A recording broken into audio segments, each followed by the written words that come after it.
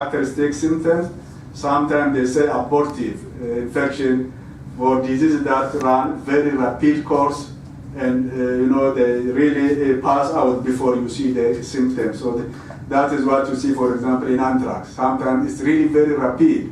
The animal dies before you even see the clinical symptoms. So that is abortive. Subclinical is they are less manifestive in terms of the intensity of clinical. Latent, as I said, is that they are in infectious disease.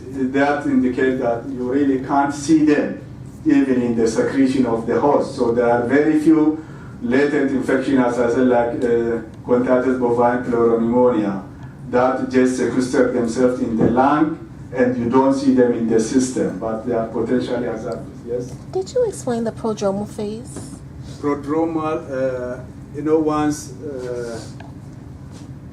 again, this is for infectious diseases. So the infection is established in the host.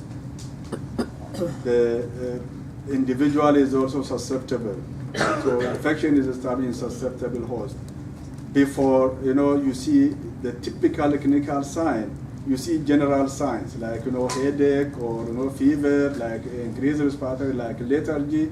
So you don't see that you are really sick, or the individual doesn't feel that it's really sick, but there is something going on. Then after a couple of days, you see typical signs. So prodromal phase is what you see after the incubation period, before the typical clinical signs are seen. So if you want to relate it to the infection level, then that indicates establishment of infection in the host, and the infectious agent is still, moving through the bloodstream. So it goes damaged while going through the bloodstream. That's why most of the time the temperature rises, so the fever says it.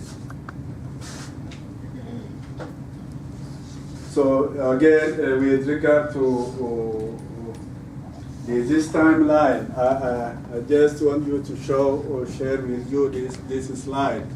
So these different colors are about what you see in terms of the intensity of clinical manifestation.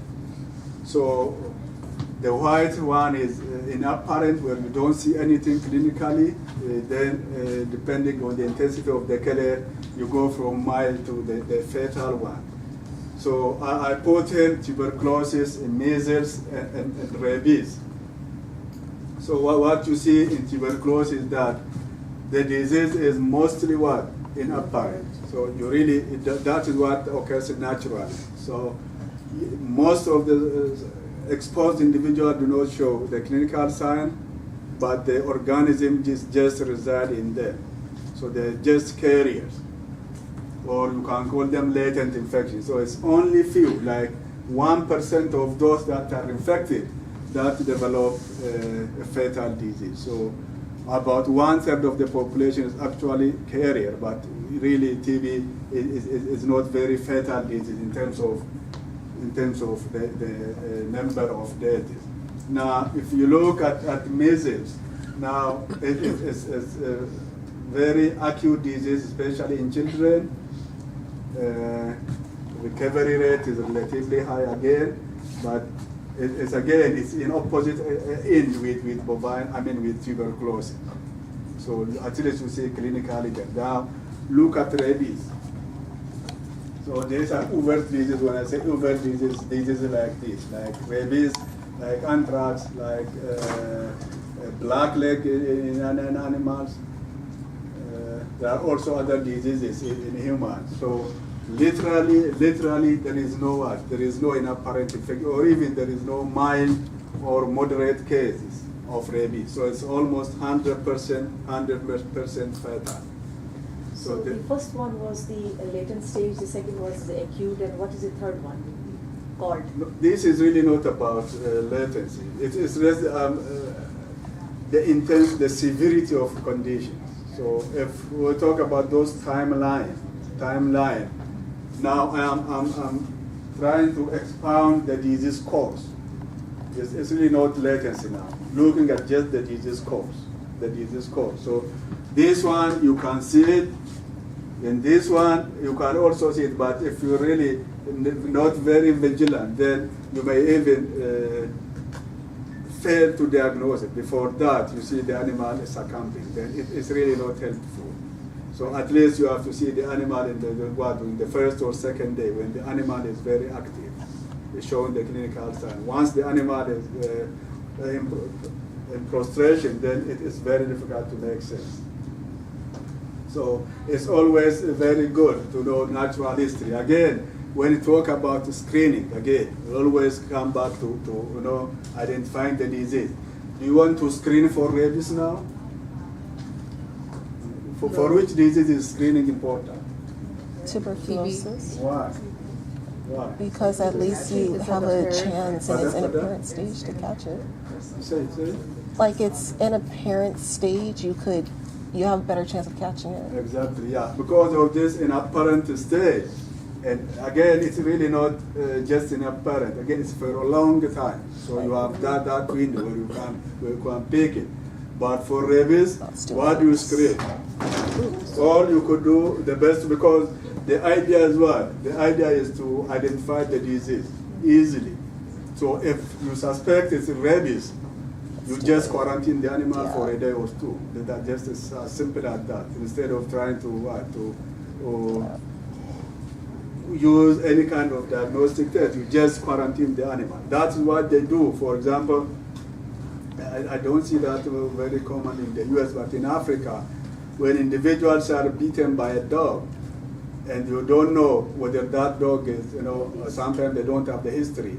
Most of those dogs are, as you know, they are owned, but they just go out and they are not wild, but they are in the cities, but they are owners, but they just go around. So if somebody is beaten by a dog, then what they do is that if they don't know the owner, then they just capture the dog and put that dog in quarantine under the supervision of a veterinary officer. So they keep that dog for 10 days. So if the dog doesn't show any clinical sign within that 10 days, then you just let the person go, because the dog was normal when it beaten the person. But if the dog dies from any other reason, or if the dog leaves the quarantine, then you really don't take any risk. So you subject the person to get some pre-exposure treatment. There's one confusion here. The rabies, you say, is a fatal because there's no treatment for it, or it is why it's being considered as fatal? Now we're talking about natural history. The progression of disease in the absence of treatment. Okay, this is how the disease is naturally goes. Yeah, in the absence of treatment. So what we're looking at is what? How the disease course differ between different diseases. How the course of different diseases differ, and then how can you utilize those differences in terms of screening, in terms of disease management, and also in terms of diagnosing the disease. So that's why I just put that. For example, as I indicated, really there is no need for a screening for measles or rabies, because they are already active. So the easiest way for them is just quarantine the subject. Suspect that the person has measles or rabies, just quarantine them. The animal the same, just quarantine the animal. But if you suspect tuberculosis, then that is another story, because you cannot quarantine the person for 10 years or for 5 years. So you have to have what? Means of detecting the disease in that person. So that's where screening tests become important. Any question?